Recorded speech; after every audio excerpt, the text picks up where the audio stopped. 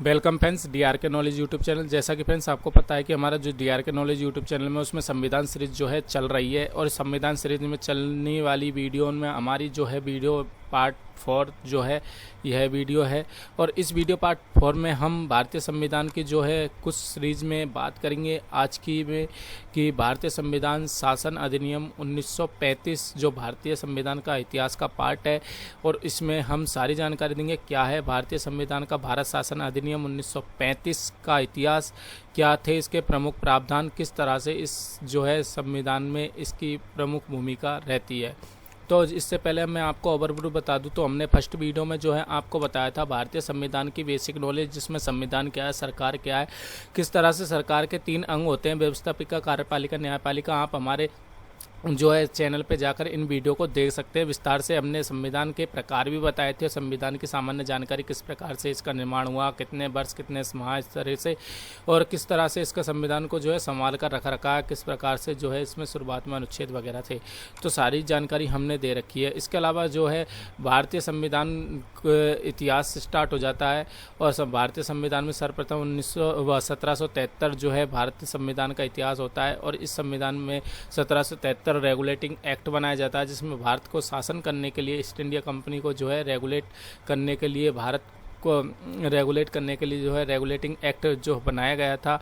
उसके बाद जो है रेगुलेटिंग एक्ट के तहत जो है चार्टर एक्ट 20-20 साल के लिए जो 5वें चार्टर एक्ट जो है गवर्न किए थे ब्रिटिश गवर्नमेंट द्वारा ईस्ट इंडिया कंपनी को, भारत को शासन करने के लिए। उसके बाद अब बात करें तो 1858 का जो है भारत शासन अधिनियम आया था, जिसमें किस तरह से ईस्ट इंडिया कंपनी से जो है भारत का जो है शासन को ईस्ट इंडिया कंपनी से छीनकर जो है अंग्रेज़ों ने अपने हाथ में ले लिया था, और ब्रिटिश गवर्नमेंट जो है इसको सीधा रेगुलेट करने लगी। ब्रिटिश गवर्नमेंट के हाथों में इस शासन, भारत का शासन चला जाता है।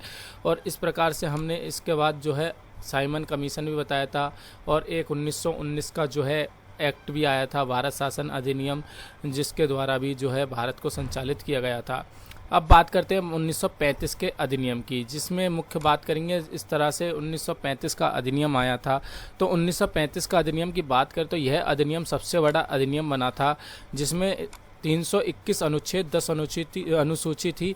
इस अधिनियम की स्वयं की कोई प्रस्तावना नहीं थी, इसलिए 1919 का जो अधिनियम था उसी अधिनियम की प्रस्तावना को जो है इस अधिनियम के अंतर्गत स्वीकार कर लिया जाता है। और फिर इसके बाद बात करें तो इसके द्वारा अलिखित अखिल भारतीय संघ की स्थापना का प्रावधान किया गया था, और इस अधिनियम को भारत के राजनीतिक एकीकरण की दिशा का महत्वपूर्ण प्रथम प्रयास माना जाता है। और देशी रियासतों के द्वारा जो है विरोध किए जाने के कारण अखिल भारतीय संघ की स्थापना यहाँ पर नहीं हो पाती है। इस प्रावधान के द्वारा जो है अखिल भारतीय संघ की स्थापना का प्रावधान किया था, लेकिन बाद में जो है देशी रियासतों के द्वारा विरोध किए गए थे। भारत जो है कई देशी रियासतों में बटा हुआ होने के कारण जो है उन देशी रियासतों के राजाओं के द्वारा, उनकी प्रजाओं के द्वारा इसका विरोध किया जाता है, और इस संघ की स्थापना नहीं की जाती है। इस अधिनियम के द्वारा जो है दोहरा शासन समाप्त कर दिया गया था। किस तरह से 1919 में दोहरा शासन प्रणाली अपनाई थी, हमने उस वीडियो में आपको बताया था, आप उस वीडियो को देख सकते हैं। और दोहरा शासन को यहाँ पर जो है जो इंग्लैंड सरकार ने यहाँ पर समाप्त कर दिया, इसे केंद्र में लागू किया, राज्यों से दोहरा शासन समाप्त कर दिया, केंद्र के अंदर दोहरा शासन लागू कर दिया गया। इस अधिनियम के द्वारा केंद्र और राज्यों के बीच सूचियों का बंटवारा करते हुए 3 सूचियाँ बनाई गई थी, जिसमें संघ सूची जिसमें 59 विषय डाले गए थे, राज्य सूची जिसमें 54 विषय डाले गए थे। इसके अलावा एक सूची बनाई गई थी संवर्ती सूची, जिसमें 36 विषयों को डाला गया था। अर्थात इन्होंने क्या है केंद्र और राज्यों के बीच में जो है दोहरा शासन डाल दिया। मतलब अब बात करें तो यहाँ पर 59 ऐसे विषय डाले गए थे जिनके बारे में अगर कानून बनाने की बात करें तो सिर्फ और सिर्फ केंद्र सरकार ही बना सकती थी। 54 विषय ऐसे थे जिनके बारे में अगर कानून बनाने की बात करें तो सिर्फ और सिर्फ राज्य सरकार ही बना सकती थी। और संवर्ती सूची में ऐसे विषयों को डाला गया जिसमें दोनों केंद्र और राज्य दोनों की मंजूरी यहाँ पर होना आवश्यक हो गया था।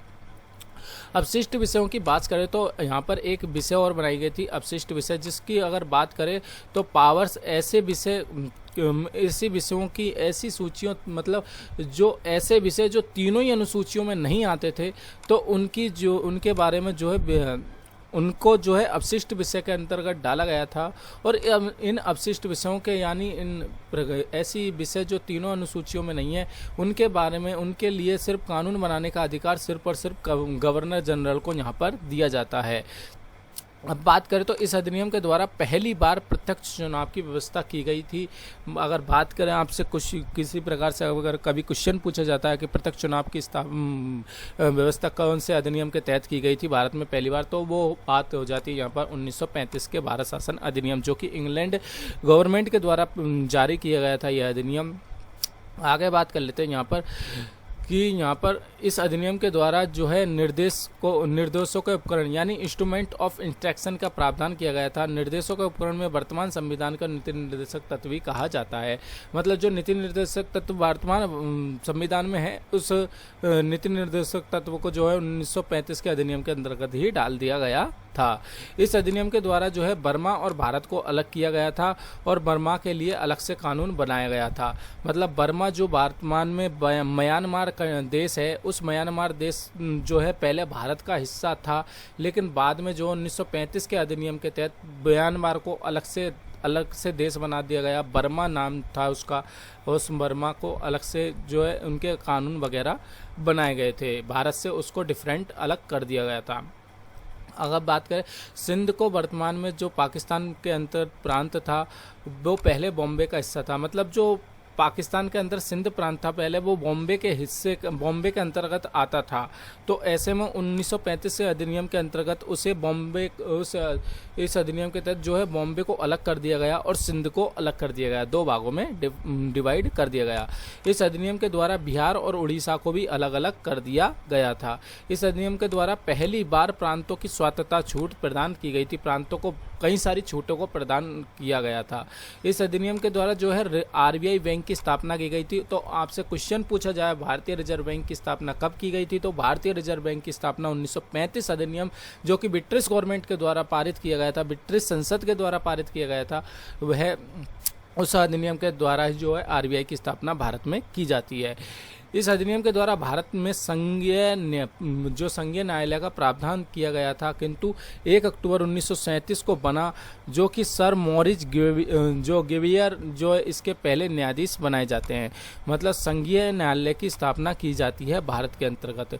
अगर बात करें तो हमने आपको बताया था कि 1973 के रेगुलेटिंग एक्ट के तहत जो उच्च न्यायालय, सर्वोच्च न्यायालय या अपेक्स कोर्ट की स्थापना की गई थी, इसके द्वारा जो है निर्णय अंतिम माना जाता था, जो कि कोलकाता में इसकी स्थापना की गई थी। इस निर्णय के विरुद्ध कहीं भी अपील नहीं की जा सकती थी। लेकिन किंतु भारत शासन अधिनियम 1935 में जो संघीय न्यायालय की स्थापना की गई थी, जो कि दिल्ली शहर में अंतर्गत की गई थी 1937 में, इसके निर्णय के विरुद्ध अगर इसका निर्णय अंतिम नहीं माना गया था, इसके निर्णय के विरुद्ध जो है लंदन के अंदर प्रीवी काउंसिल के अंतर्गत जो है अपील की जा सकती थी। यह छूट इस अधिनियम के द्वारा प्रदान की गई थी। 1935 भारत शासन अधिनियम ब्रिटिश संसद के द्वारा बनाया गया सबसे बड़ा अधिनियम माना जाता है, जिसके अंतर्गत 321 अनुच्छेद 10 अनुसूची 14 भाग थे। 1935 भारत शासन अधिनियम को पंडित जवाहरलाल नेहरू ने अपनी पुस्तक में डिस्कवरी ऑफ इंडिया एक पुस्तक लिखी थी, जिसमें कहा उसमें जो है 1935 अधिनियम को जो है दास्ता का अधिकार पत्र कहा था। और पंडित जवाहरलाल नेहरू ने इस अधिनियम के बारे में कहा था कि यह इंजन रहित गाड़ी की संज्ञा दी है। मतलब इसमें यह एक इंजन रहित गाड़ी है जिसमें अनेक ब्रेक लगे हुए हैं। इसके अलावा इसकी बात करें तो दी कॉन्स्टिट्यूशन हिस्ट्री ऑफ इंडिया, जो कि पुस्तक थी, ए के किंत के द्वारा जो है यह पुस्तक को लिखा गया था। इस अधिनियम के बारे में उन्होंने कहा कि भारतीयों को लगा कि इस अधिनियम के आने के बाद भारतीयों को लगा कि हमें सब कुछ मिल गया है, लेकिन ब्रिटिश जो है ब्रिटिशों को लगा कि हमने बिना खोए सब कुछ दे दिया है। यह अपनी पुस्तक दी कॉन्स्टिट्यूशन हिस्ट्री ऑफ इंडिया में एक जो किंत है वो लिखते हैं इस प्रकार से।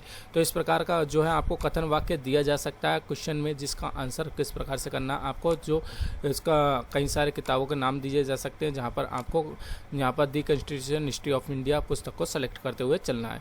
इस अधिनियम के द्वारा जो है भारत में 11 राज्यों में 6 राज्य को दी सदनात्मक व्यवस्था की स्थापना की गई थी।